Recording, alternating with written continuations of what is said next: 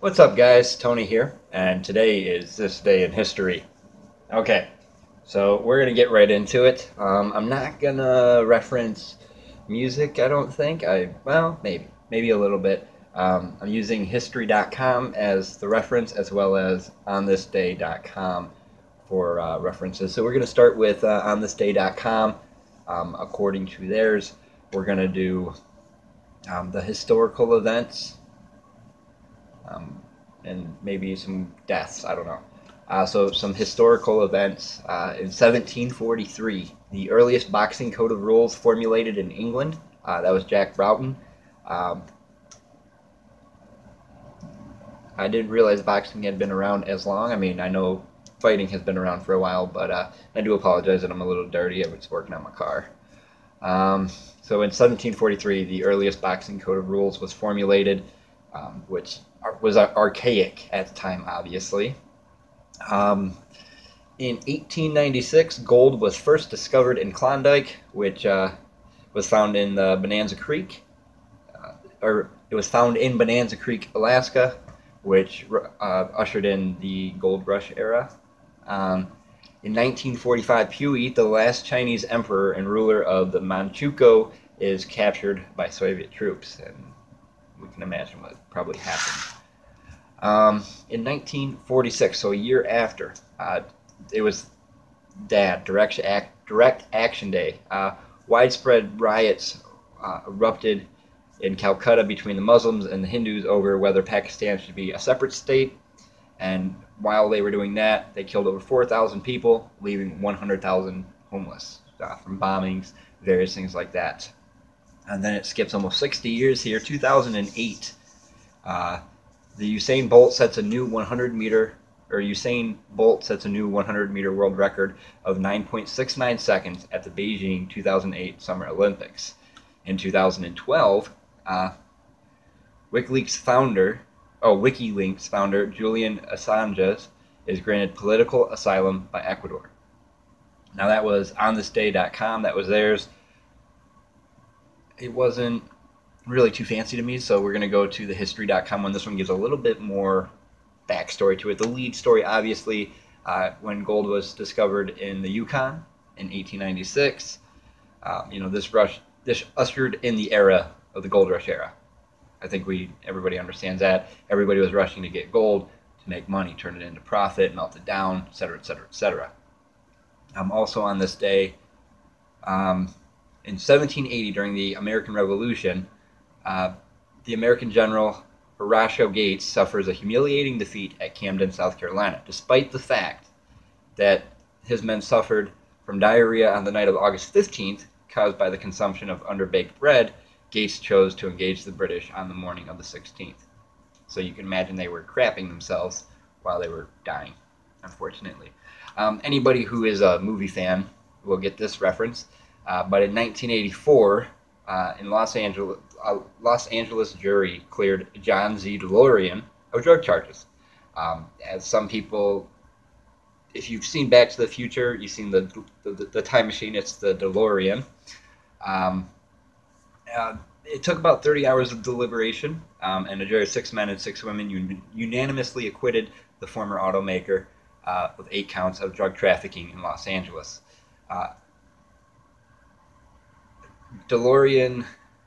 The DeLorean was not a very special car. I mean, it was unique in its look, but it wasn't very promising in what it could do.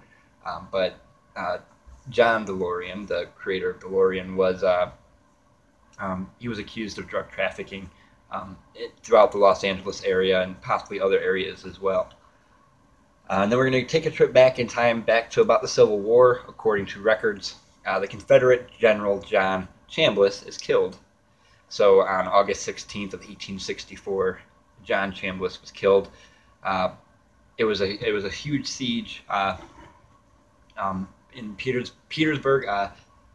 Ulysses S. Grant battled the Army of Confederates with Robert E. Lee behind a perimeter that stretched from Petersburg to the Confederate capital. Okay, so it was a very long. Literally, it was a huge siege. You can look it up. You could Google John Chambliss General John Chambliss is killed. He was killed as collateral damage during that siege. In 1955, Paul Robeson loses his appeal over his passport. He was an entertainer and a civil rights activist. He lost his court appeal to try to force the Department of State to grant him a passport. He wanted to be able to travel. The continued government persecution of Robertson illustrated several interesting points about the Cold War in America. Robeson was one of the most famous African American entertainers in the world, literally at that time in 1955.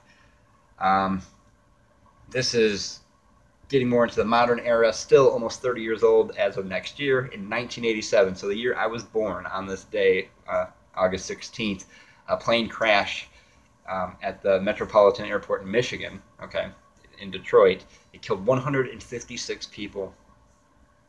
A 4-year-old girl was the sole survivor of the accident, which was caused by pilot error. Northwest Flight 255 was headed to California with a stop in Phoenix, and it went to pull away from the runway, and I believe it was engine failure, and then the pilot unfortunately was not able to reconcile that situation quick enough. They were already airborne, if I'm not mistaken. As they were airborne, they crashed into the highway. And we're going to go back in time a little bit. In 1948, Babe Ruth died.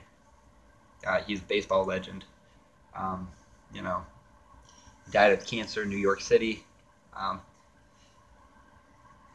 For 2 days following his death, his body lay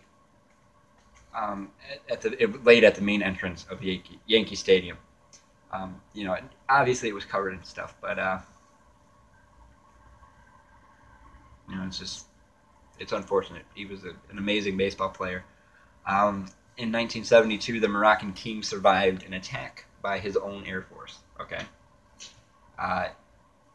He also, like a year before this, so in 1971, he was able to avoid a coup d'etat. King Hassan of Morocco nearly perishes when an airliner carrying him back to the Rabat was fired on by his own Air Force.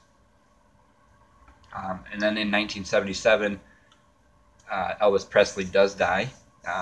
It's rumored that he choked on his own vomit, died in the bathroom, died of a heart attack, various different things. Some people still think that the king is still alive. And then if you go forward a little bit, in 1958, back a little bit, Madonna was born. She's an entertainment icon. She was born near Detroit, obviously. Let's see. We'll touch on some music. That's what we'll do. In 1974, the Ramones played their first public gig at CBGB's in downtown Manhattan.